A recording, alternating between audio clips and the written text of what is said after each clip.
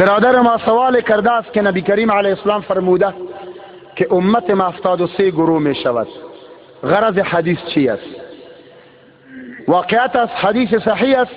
رسول الله می فرماید ستفترق امتی على 73 فرقه كلهم في النار الا ملة واحده. رسول الله علیه السلام می فرماید امت ما 73 گروه می شود، همیشان به جهنم می رود مگر یک گروهش به جهنم نمی رود که مراد از او فرقه ناجیه است که پیامبر بیان کرده فرقه ناجیه ما انا علیه و اصحابی، گروهی است که یعنی پیرو سنت ما و جماعت صحابه را پیرویشان اختیار بکنه. این مردم است. این امت 73 فرقه شده است. امیاله قدریه وجود داره، جبریه وجود داره، معتزله وجود داره، خوارج وجود داره، همه فرقه وجود داره و هر کدامش ادعای اسلام و دین را دارند مگر همیشان بر حق نیستند. سواد اعظم بر حق است که مقلدین مذاهب اربعه هستند، ایشان اهل سنت و الجماعت هستند و در خلاف ایشان اتباع هوا و نفس است و این فرقه ها همه فرقه گمراه کن است که ایجاد شده است.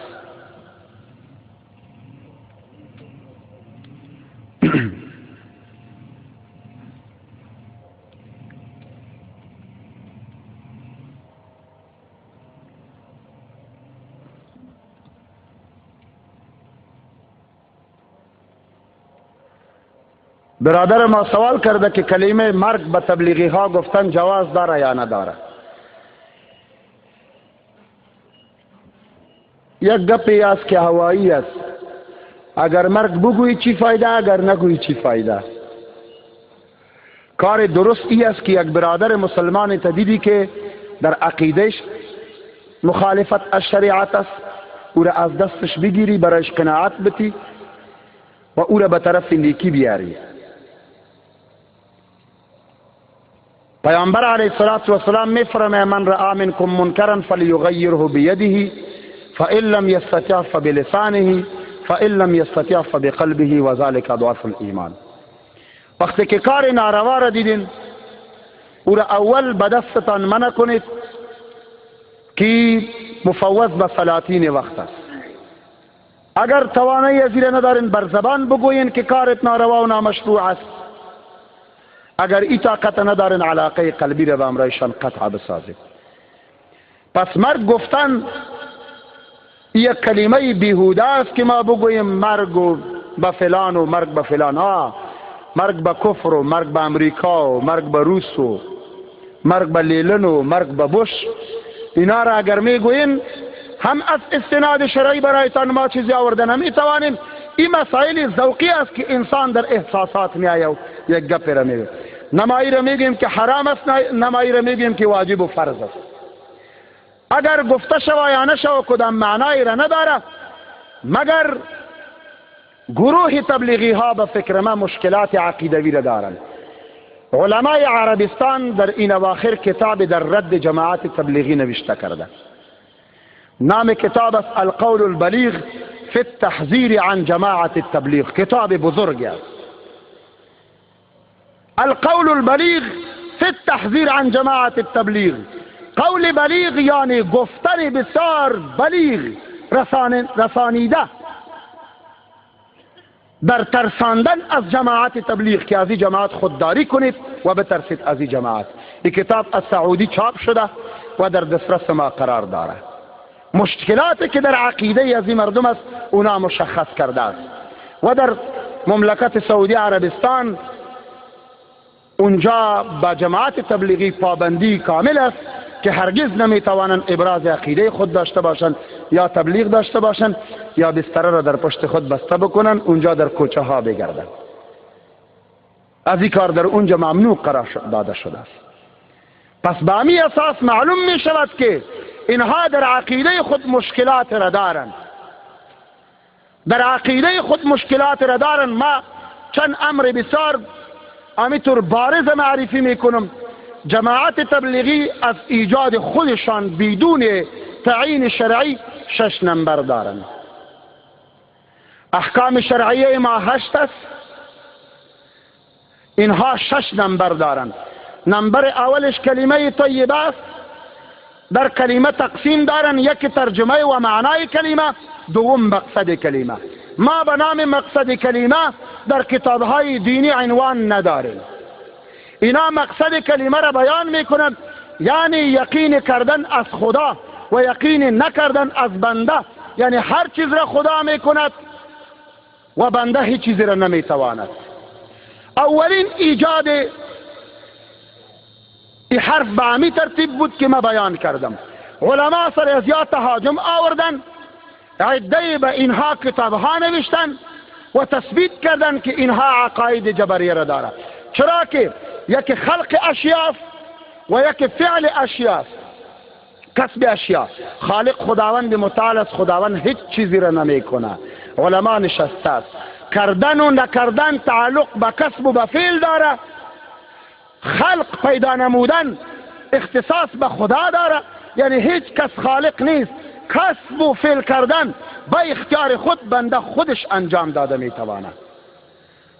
خدا میگوید والله خلقکم و ما تعملون. او ذاتی از خدا که شما را پیدا کرده و آن چیزی که شما عمل میکنید او را خداوند متعال پیدا کرده. پس انسان به اختیار خود اعمال خود را انجام میدهد. وقتی که اینطور نسبت شود که هر چیز خدا میکند و بنده چیزی را نمیتواند، هر اگر منعکس کنیم ترجمه کنیم به عربی ببریم، این را میگوین حرف سور، یعنی همه افعال نیک و بد و قبیح و ناروا همه را خدا میکنه. نعوذ بالله من ذالک. علما سر زیاد تهاجم آوردن، بالاخره از فکر کار گرفتن، یک قید را اضافه کردن.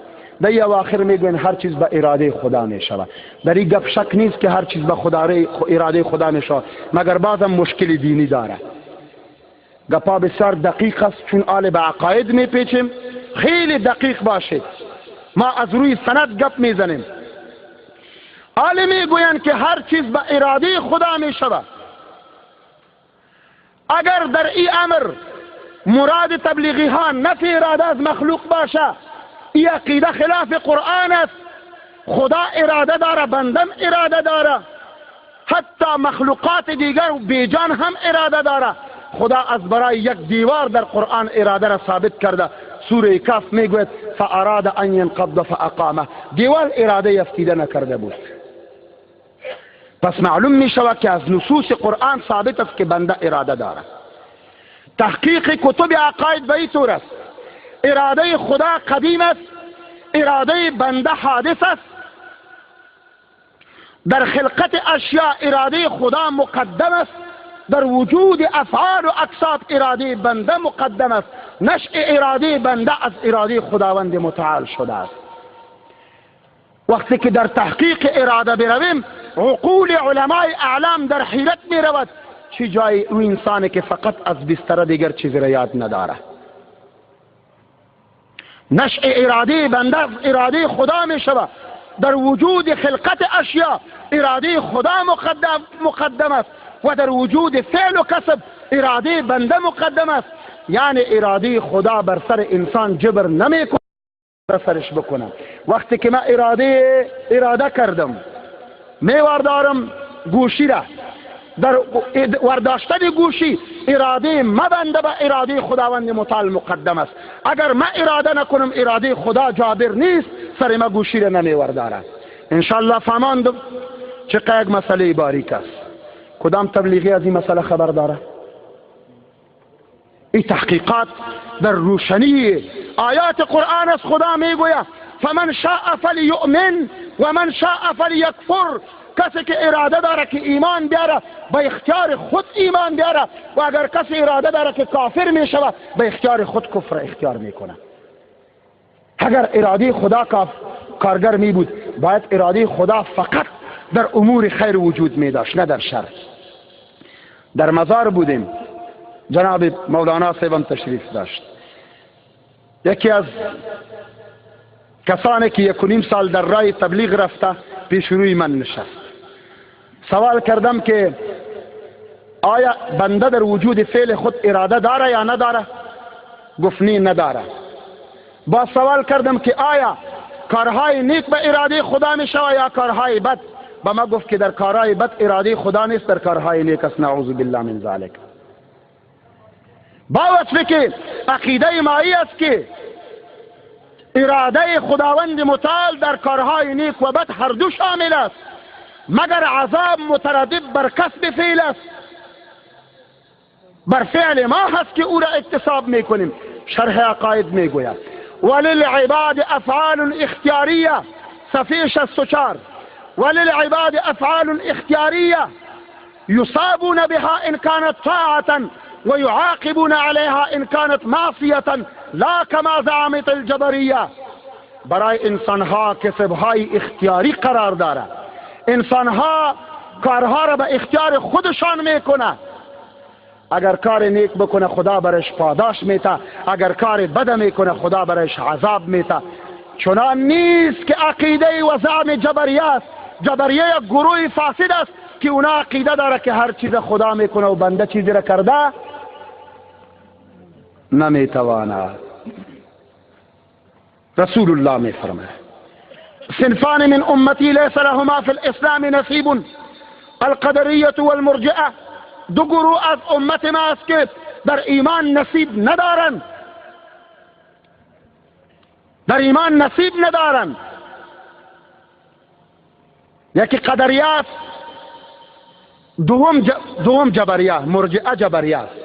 جبریه کدامش است؟ محل استشهاد امید است. آنانی که وجود فعلا به خدا نسبت میکند. اگر ما عقیده داشته باشیم که هر چیزی را خدا میکنه یا تنها به اراده خدا میشود، این هر دو عقیده باطل است. اگرچه تبلیغی صاحبا عمل خوب دارن، مسواک دارن، ریش دارن، دستار بسیار کم دارن، یگان تاپه های سیاه دارن در پیشانیشان، اینی چیزا را داره که هم علامه خوارج است. تفاسیر بحث کرده است. این علامه خوارج است که در پیشانی انسان تاپه سیاه پیدا می شود. به هر تقدیر دوستان عزیز، خداوند متعال به رسولش گفته است هذا بلاغ للناس، این قرآن کتاب تبلیغ است. خدا گفته است کتاب تبلیغ چی است؟ بفرمایید شما کتاب تبلیغ چی است؟ شما را به خدایتان برادرای تبلیغی از قرآن تبلیغ میکنه. تبلیغا میگوید فضائل اعمال کتاب تبلیغ است. ما میگویم که به رسول الله علیه السلام خدا قرآن نازل کرده، اینا میگوید نه بستره. ما میگویم رسول الله به جهاد تشکیل کرده است، اینا میگوین به تبلیغ تشکیل کرده است. ما میگیم آمرینی که رسول الله تعیین کردن عالم بودن، محدث بودن، مفسر بودن، اینا از این وجود نداره. رسول الله علیه السلام میفرماید در امت ما گروه پیدا می شود که زبانایشان بسیار شیرین و نرم می باشد. زبانایشان بسیار نرم می باشد به مانند عسل شیرین می باشد، لیکن قلوبشان به مانند قلوب حیوانات درنده می باشد. او برادر، اگر کسی تو را لط می کنه در مقابل سبحان الله و استغفر الله نگو. بیا بستری تبان در چله نرو، یک امریکایی را بکش. او پیسه‌ای که در او را مصرف میکنی یک معلم حقیقی را برای خود بگی، تفسیر قرآن یاد بگی. 40 سال هم اگر یک کس در تبلیغ برود عالم شده نمیتواند. با امرای جناب مولانا صاحب در مینا بودیم، در مکه مکرمه. بدبختانه که در اتاق ما یک جماعت تبلیغی هم بود، 5-10 نفر بودن. خیلی ها ما در اونجا گفتیم مراسم حج است، باید چیز گفته نشود. یک کدورت خالص در لطایف عارض شد. شب خیستم هرچی نماز میخوانم مزه نداد، خو خیلی رجوع به خدا کردم، گفتم ما حق نمیگوییم. صبح مولانا صاحب نشسته بود، از یا اجازه خواستم، گفتم رایشان بحث می داشته باشم. یکی را پرسان کردم چند سال تیر کردی؟ گفت ما عمر خدا وقف کردیم. 70 ساله بود. گفت عمر خدا وقف کردیم، کلا عمر خدا. مسائل عقیدوی دینی را پیش پرسان میکنم، یاد نداره. اگر 100 سالم در تبلیغ بری خو ملا نمیشی، ملا نمیشی. و فساد عقیدوی هم در ایشان وجود داره. این ما به استناد امور دینی گفتم، کدام تضاد امرایشان ندارم. با وصفی که چندین دفعه لباس ها برای ما آورده، عطر برای ما آورده، مسواک و پول برای ما آورده و پیش کرده که ما را هم ترغیب بتن، لیکن ما نپذیرفتیم. مقصد هر چیز خدا نمیکنه، هر چیز بنده میکنه، خدا پیدا میکند. در این موضوع دیگه نمیچرخیم. انشاءالله العزیز که دوستا خیلی در این موضوع پرسیدن، این سوالا انشاءالله حل شد. تبلیغ عوام ناروا هست، برای عوام تبلیغ جایز نیست. تبلیغ کار علماست، تبلیغ فرض کفایی است. در یک قریه و یک جامعه اگر یک عالم درست وجود داشته باشه که تبلیغ بکنه، از گردن همه ساقط است. مگر علم فرض عین است، هر کس باید علم را حاصل کنه. در یک مدرسه بودیم در یک شهر پاکستان، مردان جماعت تبلیغی آمدن. حافظ حسین احمد محتمم تحفیظ القرآن بود. او آمدن برایشان گفتن می طلاب مدرسه باید به 3 روزه بروه. او بسیار یک جرار آدم بود. در جوابشان گفت یک کورس برایتان ایجاد میکنیم، 6 ماه تبلیغی را بیارین که ریاض الصالحین و ترجمه قرآن برایشان بخوانیم، یک چیزی را یاد میگیره بعداً به تبلیغ بره. اونا در جوابشان گفتن اینقدر که یاد گرفت بعداً به تبلیغ نمیروه، این کار ما نمیکنیم. دیگه بالاخره دوستای عزیز، علم فرض است، علم لازم است، نه تبلیغ کردن.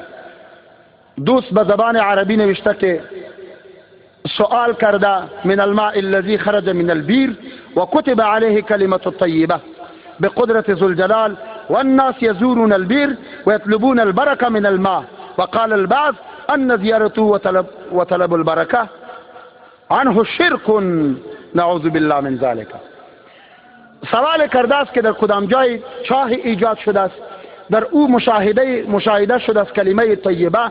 بعضی مردم از خاطر برکت و تبرک به آنجا می روند و بعض عده می گویند که این رفتنشان شرک است. این عقیده باطل است، بلکه در جایی که کلمه و قدرت پروردگار عالم ظاهر شده باشه، انسان از برای عبرت باید اونجا بروه و از آنجا مشاهده کنه تا در وجود از او یک تبدیل بیاید، قدرت خدا را ببینه، مشاهده بکنه. و مسئله تبرک جستن یک مسئله مستقل است که ثابت است.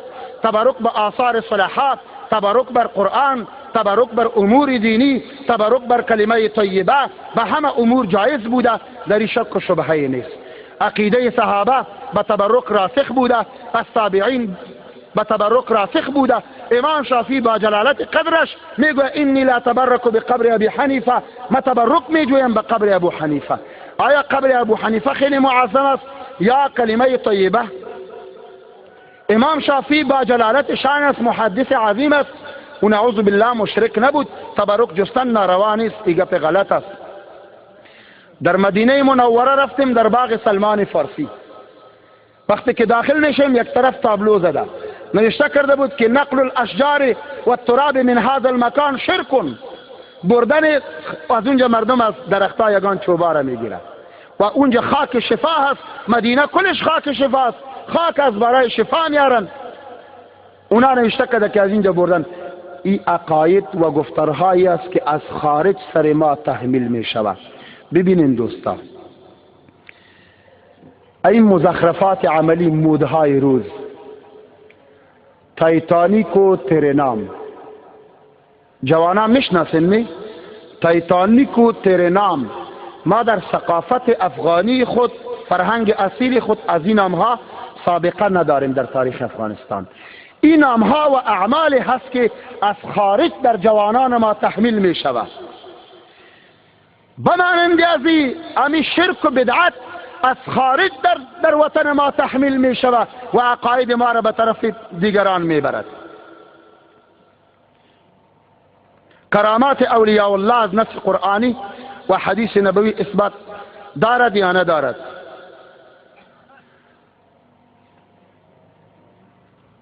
کرامت یک امر حقیقی و واقعی است که از نصوص قرآن ثابت است. سوره بقره در حکایت حضرت مریم رضی الله عنها قصه طولانی است. وقتی که به کفالت حضرت زکریا علیه السلام تعلق میگیره، در بیت المقدس برایش محراب و معتکف میسازه، در اونجا عبادت خدا را میکنه.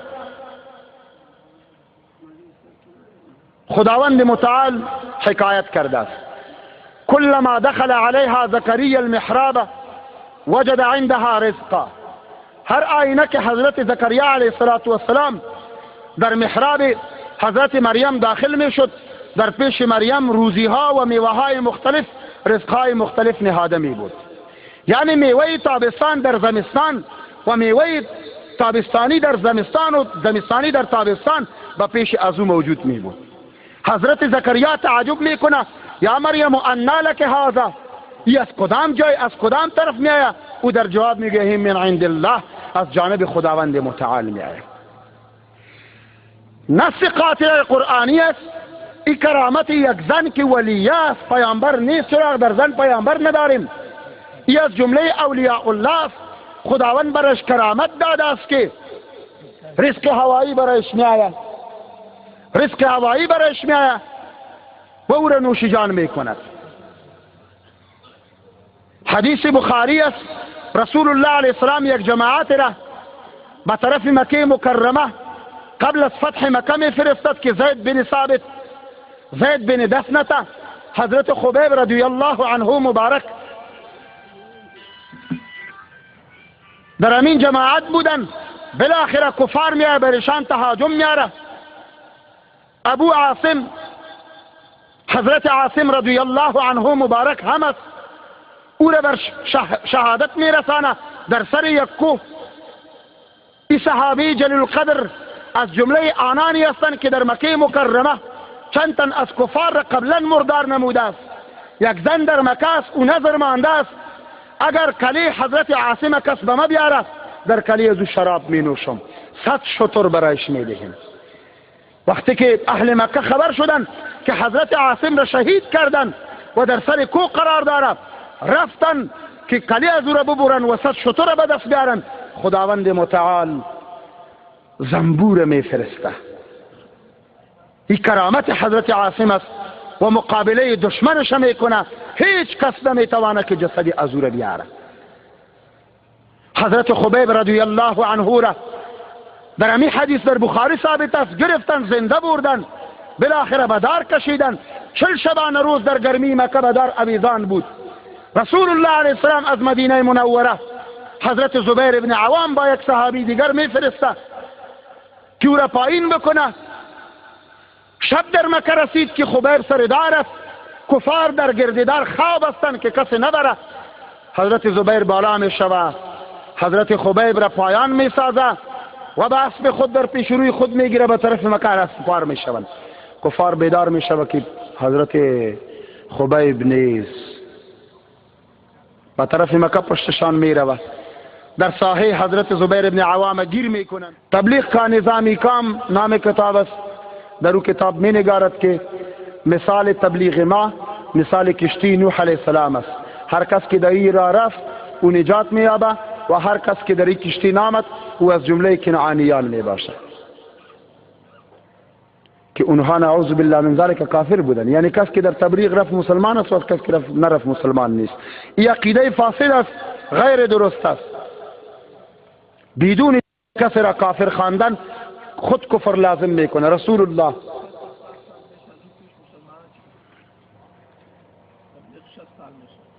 شخص یا 70 سال می شود که ایجاد گروه تبلیغی شده. قبل از اینکه مسلمان ها بستره به پشت نکردن و در بدر نگشتن، آنها مسلمان نبودن. نعوذ بالله من ذلك. رسول الله علیه السلام می فرماید: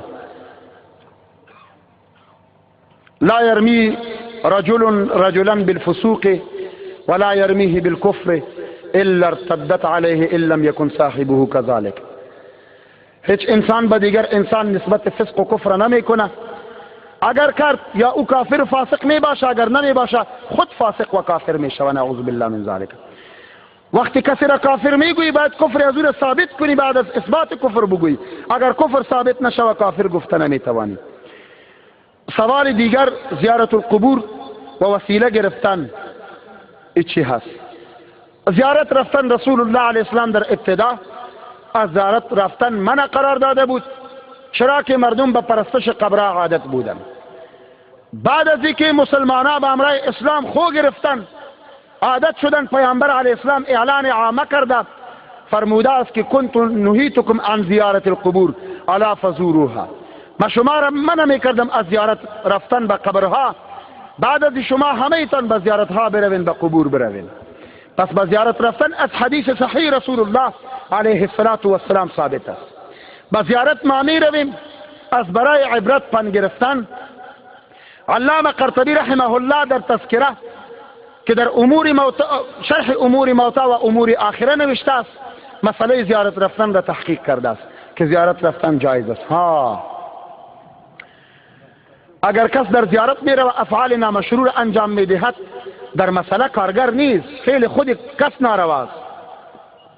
کس اگر می رود به قبر سجده می کنه، کس اگر می رود و اینطور می گوید که ای صاحب قبر به ما بچه بتی، اگرچه این کارا خلاف عقل است کس نمی کنه، خو افتراعات است، این باز نارواست. زیارت رفتن از خود طریق مسنون داره، باید برویم به زیارت از برای عبرت. رسول الله علیه السلام به زیارت شهدای احد می رفت و آنها را زیارت می کرد. همچنان نبی کریم علیه السلام به زیارت قبر والده گرامی خود رفته است. نبی کریم علیه السلام به جنت البقیع به زیارت صحابه کرام رفته است و صحابه کرام به زیارت رسول الله علیه السلام آمده. کعب احبار در دور خلافت حضرت عمر فاروق مسلمان شده است. در شام عمر فاروق هم قرار داره و کعب احبار موجود داره. کعب احبار تابعی است. عمر فاروق برش میگوید آیا امرای ما نمیری به مدینه منوره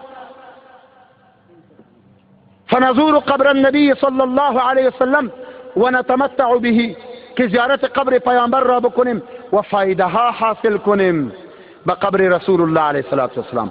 اگر زیارت رفتن ناروا می بود، عمر فاروق همه شرک و کفر میکرد، کعب احبار دعوت میداد که به زیارت بریم، نعوذ بالله من ذالک. بعد از رحلت رسول الله صلی الله علیه وسلم حضرت بلال متوطن بر شام شد، در یمن شد. بعد از سالها گذشتن پیامبر در خوابش میآید. خواب پیامبر در حکم حدیث قرار داره. کس که پیامبر را در خواب دیده حق دیده، بعدم بلال دیده. پیامبر میفرماید من رآنی فی المنام فقد رآنی فان الشیطان لا یتمثل بی، کسی که مرا در خواب دید واقعا مرا دیده است، شیطان تمثیل از ما کرده نمیتواند. حضرت بلال پیامبر را در خواب میبیند، برای بلال میگوید چرا در زیارت ما نمیایی؟ قد طال بنا الجفا، ای بلال جفای طولانی با ما کردی. حضرت بلال بیدار شد و در هیجان است، بس به طرف مدینه منوره به زیارت رسول الله علیه السلام می. اگر سفر به زیارت شرک می بود و ناروا می بود، صحابه همین کار را نمی کردند. پس زیارت رفتن سنت است، طریق مشروعی را داره، در کتب فقه حنفی تحقیق شده است. به مو ترتیب زیارت ها فرق داره. یکی قبور عامه است که به قبرای عام می رویم، از برای عبرت می رویم، برایش قرآن می خوانیم و دعا برایشان می کنیم. رسول الله علیه السلام ما را بی تعلق به امرای مرده ها نگذاشته است. دستور داده است وقت شما به مرده ها میگذارین برایشان سلام بدهیم. السلام علیکم دار قوم من المؤمنین انتم سلفنا و نحن خلفكم و انا ان شاء الله بكم للاحقون نسأل الله لنا ولكم العافیه. این تعلیمات رسول الله است که به قبور بروید و برایش سلام بدهید. پس این کفر و شرک نبوده. دیگر قبور اولیاء کرام است. وقتی که ما از برای قبور اولیاء کرام می رویم معناهای مختلفی را داره. یا از خاطر کسب فیض می رویم که به اونها فیوزات الهی است، اگر مناسبت و تعلق با اونها داشته باشیم. قاضی ثناءالله پانیپتی در ارشاد الطالبین مثلا توضیح داده است که کسب فیض از قبور می شود. یا برای توسل می رویم که او را وسیله می گردانیم، به مانندی که امام مالک عالم مدینه رحمت الله علیه کسی آمد به قبر رسول الله شفای قاضی عیاض این مبحث را آورده است. از سوال میکنه که آیا رخ به طرف قبله کنم یا به طرف قبر رسول الله علیه السلام؟ او در جواب میگه چرا روی گردانی از قبر رسول الله میکنی؟ هو وسیلتک و وسیلت ابیک آدم، پیامبر وسیله تو و پدر تو حضرت آدم علیه السلام است.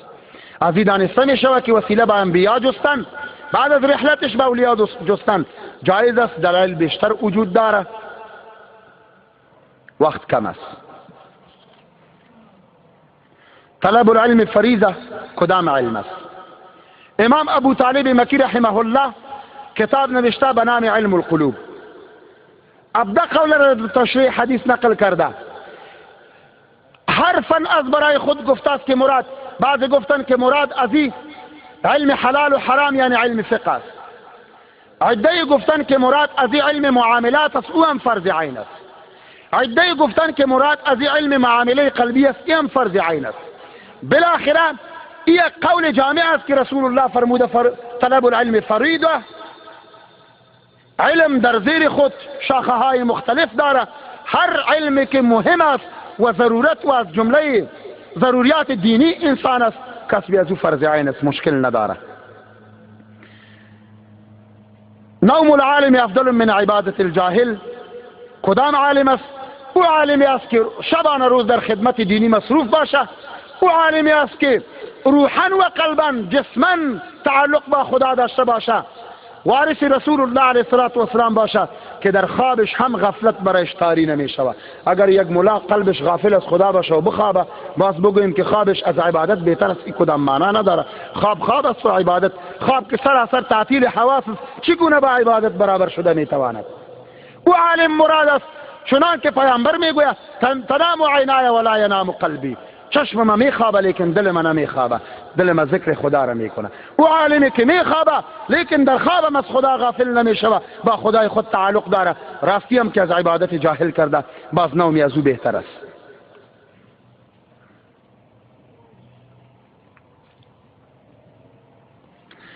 کتابت زنها و دخترها چه قسم است؟ یعنی نوشتن خط زنها و دخترها. اگرچه گفتن ما با عصر مطابقت نداره، با نقل حواله یک سند، اگرچه یک حدیث هم موجود است در سوره النور، مفسرین در مقدمهش نقل میکنه که تعلیم خط رسول الله علیه السلام عدم جواز قرار داده، لیکن ابن حجر رحمه الله یک مطلب مستقل در خط زنها داره، در فتاوای حدیثیه بحث کافی کرده، بالاخره اقوال را نقل کرده. عده گفتن که جواز داره، عده گفتن که مکروه تحریمی است و عده گفتن که حرام مطلق است. علامه عبدالغنی نابلسی در کتاب مشهور خود حدیقه الندیه شرح طریقه محمدیه گفته که تعلیم خط از برای نساء نارواست. چرا نارواست؟ سبب فتنه می شود. ما یک حکایت کنم در نظرتان بد نخورم. یک طالب العلم بسیار متقی و پرهیزگار بود، آمد به ما گفت که مولوی صاحب محترم،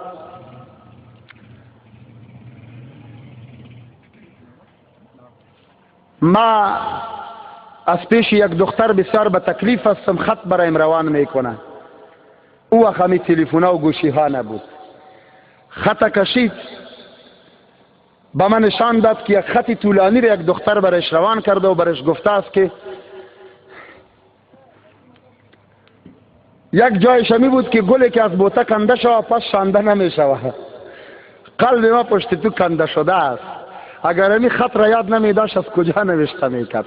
خواهمی فتنه از خط آمده است.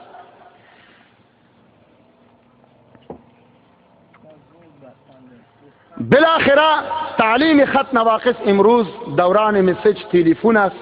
این مسئله کلش به خط تعلق داره. فتنه ها در اوج خود رسیده است، استفاده سو می شود. به این اساس چیزی که کتاب ها گفته برایتان انتقال کردم، نظر خود نه، کتاب ها گفته. اسقاط چه حکم داره؟ ما حنفی مذهب هستیم، همه فتاوای احناف میگوید که هل اسقاط مستحب است، امر مشروع است، با استناد حدیث و استناد کتاب الله که تشریح مسئله خیلی طولانی می شود. اگر با معلومات ما شما اعتماد دارید کتابهای فقه حنفی، فتاواها شامی، فتاوای هندیه، تاترخانیه، علمگیری، همه به اتفاق مسئله اهل اسقاط آورده است. وجوهش بیان کرده، جایز است، رواست، مشکلات نداره. مقالات فریدیه جناب مفتی سے محمد فرید مفتی دار حقانیه در مقالات خود یک مقاله مستقل در تشریح مسئله اهل اسقاط داره، در دسترستان باسانی قرار میگیره، جوازش ثابت کرده.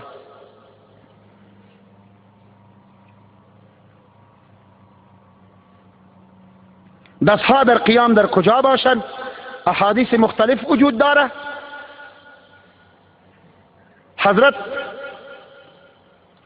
محمد هاشم سندی رحمه الله محشی بخاری در این موضوع 3 رساله مستقل داره. یک کتاب ازی به نام درهم السره فی وضع الیدین تحت السره است، ملحق مجلد اول مصنف ابن ابی شیبه است. در اونجا دیده شود حیات سندی از جمله سلفی است کتاب نوشته در رد مسئله. ایشون حنفی مسلک است، از علمای دیوبند است، شارح و محشی بخاری است. در این موضوع 3 کتاب نشد.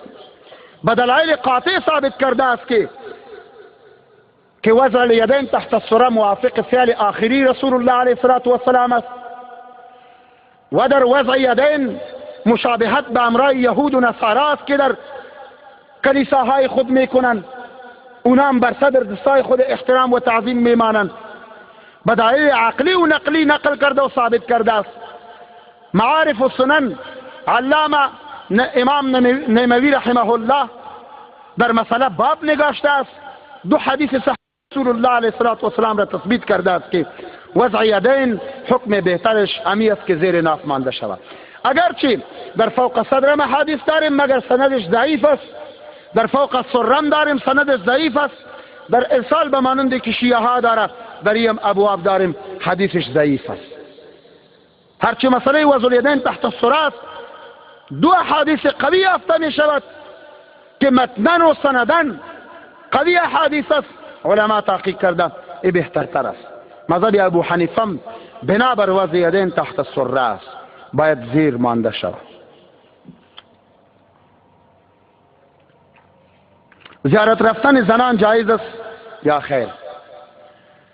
اگرچه از حدیث رسول الله علیه السلام که گفته است کنت نهیتکم عن زیارت القبور الا فزوروها، پیامبر گفته شما را امر کرده بودم بر نرفتن در زیارت ها، آل بروید.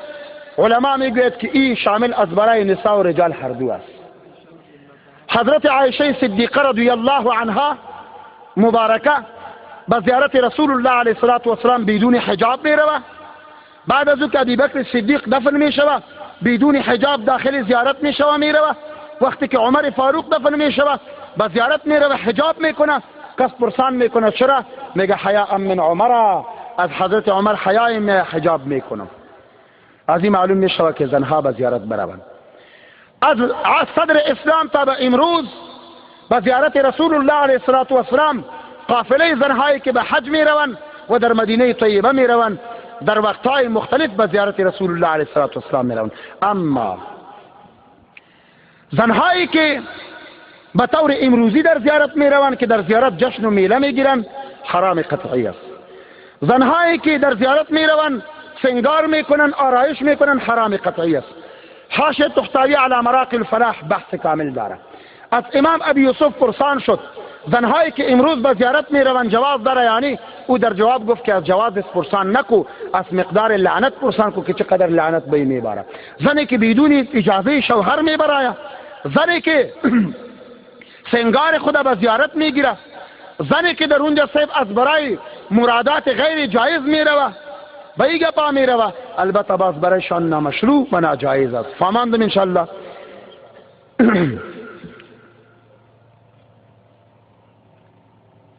آیا قرائت قرآن در داخل مسجد بعد از نماز ثواب داره یا گناه است؟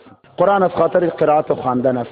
در هر جای قرآن ثواب داره، خصوصا بعد از نماز اگر خوانده شود خیلی ثواب داره.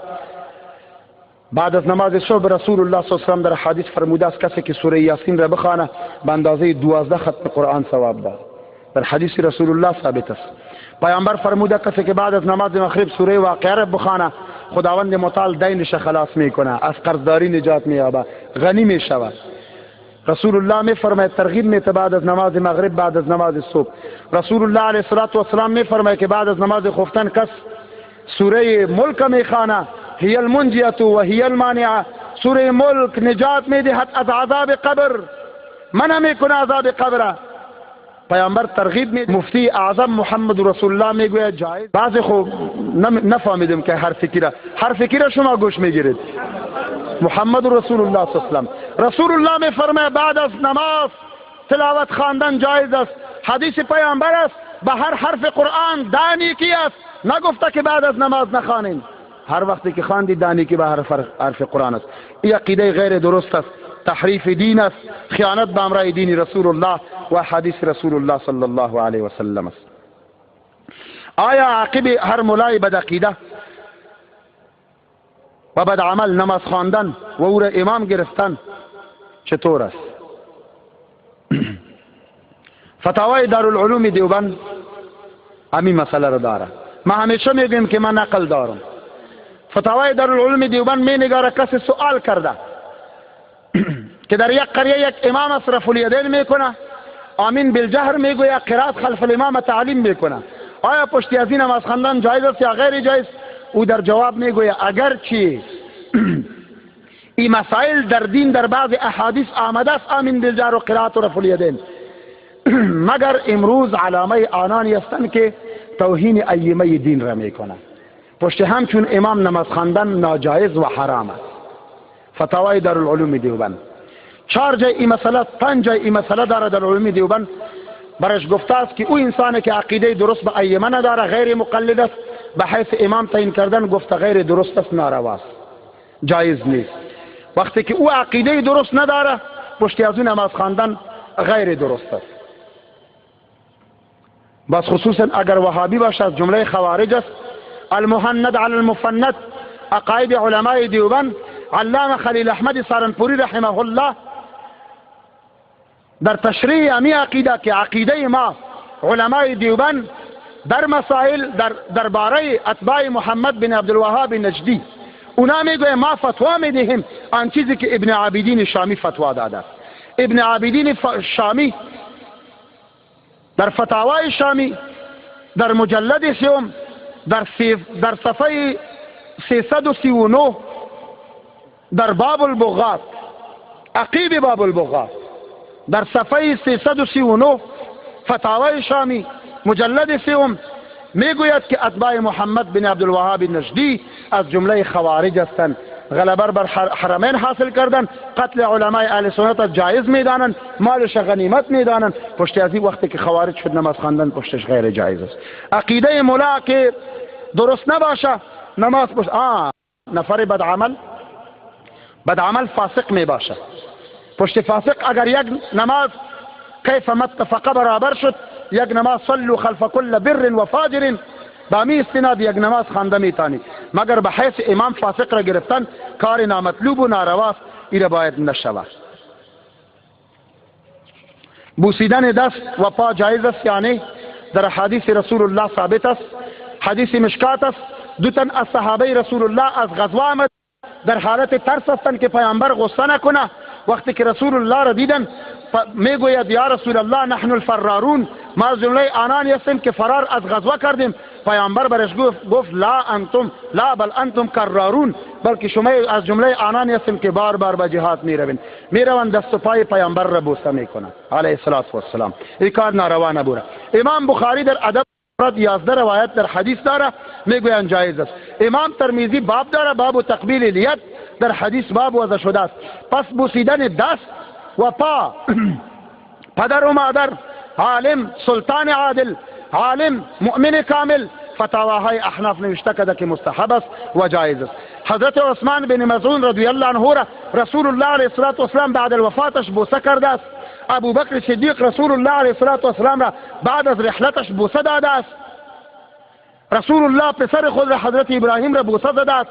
بوسه غیر ناروا نیست، این بوسه تکریم است. روح المعانی در سوره یوسف تحقیق عجیب داره، حضرت یوسف که پدر و مادرش میره و برادرانش او خواب دیده بود که آفتاب و مهتاب و ستارگان را دیدم که بر ما سجده میکنم. تعبیر خوابش امی بود که آنها سجده تعظیم کردن. روح المعانی اینا تعظیم در دین اونها بودن که در بدل از در دین ما تعظیم بوسیدن دست قرار یافته است. پس از این معلوم میشود که دست بوسیدن جایز است. دوستان عزیز، عقاید خود را از علمای حق اهل سنت و الجماعت اکتساب بکنید. اگر در عقیده ما خلل واقع شود، در آخر میگویم که بعض اشیاء در دین ما حرام ثابت شده است و امور دیگر جایز، حلال، روا، به نام سنت، مستحب، فرض، واجب تثبیت شده است. در طرف دیگر به نام مکروه، حرام، مشتبه اینا ثابت شده است. ما از پیش خود تحلیل و تحریم هرگز نمیتوانیم. همیشه بکوشیم که حلال را و جایز را عقیده جایز داشته باشیم و حرام را عقیده حرام. اگر ما در انعکاس صورت بگیریم، حرام را حلال بدانیم، از ایمان خلاص میشیم و روا را ناروا و حرام بگوییم، هم از ایمان خلاص میشیم. چون مسئله باریک است، از علمای سنت و الجماعت جستجو داشته باشیم. اندکی پیش تو گفتم غم دل ترسیدم که دل آزرده شوی ورنه سخن بسیار است. پروردگار عالم به بارگاه مقدس خود مسائل ما را، سوال جواب ما را، گفتنی های ما را قبول و منظور بگردانه. پروردگار عالم سبب و وسیله از برای بنده در سبب نجات گردانه. پروردگار عالم تشریفیتان را در باعث خیر و برکتتان بگردانه. کسی بیان می داشته باشد درود بفرستید. اللهم صل علی سیدنا و مولانا محمد و علی و بارک و سلم و صل علیه. ربنا آتنا في الدنيا حسنة وفي الآخرة حسنة وقنا عذاب النار. اللهم ارنا الحق وارزقنا اتباعه وارنا الباطل باطلا وارزقنا اجتنابه. اللهم ارنا حقائق الاشياء كما هي، توفنا مسلمين الحقنا بالصالحين. بار اله عقیده سالم و درست نصیبه همه ما بگردان. پروردگار عالم ایمان کامل نصیبه ما بگردان. پیروی از رسول الله علیه السلام نصیبه ما بگردان. بار اله عقیده راسخ در شان دوستان خود اولیاء کرام نصیبه ما بگردان. پروردگار عالم توفیق عمل صالح برای ما عطا کن. مشکلات دنیا و آخرت ما را حل و فصل بگردان. اجتماع ما را به بارگاه مقدس خود قبول و منظور بگردان. ثواب از این خیرات و صدقات و گفتنی های ما را بعد از قبول بر روضه اطهر و مقدس رسول الله علیه السلام به روحش برسان. روح مبارکش از ما خوشنود بگردان. پروردگار عالم ما را از انحراف عقیدوی نجات نصیب بگردان. پروردگار عالم فتنه های مختلف در لباس مسلمان پیدا شده است، میخوان دین ما، مذهب ما را از بین ببره. خدای آنانی که میکشن اگر لیاقت هدایت دارن هدایت برشان بکن، اگر استحقاق هدایت نیستن خدای به فضل و مرحمت خود هلاک و تباهشان بگردان. خدای در سرزمین ما قانونی که رضای تو در رو باشد خدای بر ما پیاده بساز. قدم های نجس ملعون کفار یهود و نصارا را به فضل و مرحمت خود خدای از سرزمین دور بدار. کفار یهود و نصارا را خدایا هلاک و تباه و رسوایشان بگردان. بار اله تایید دین خود را به واسطه جماعت ضعیفه کرده ای، همچنان باز هم به واسطه این جماعت ضعیفه تایید دین خود را بکن. سبحان الله والحمد لله ولا اله الا الله والله اکبر. بعض سوالها در اینجا مانده است، دوستا خفه نشوه، وقت کم است و عده مکرر بود، ما معذرت خواهی می‌داریم. اللهم صل علی سیدنا مولانا محمد و آله و بارک وسلم.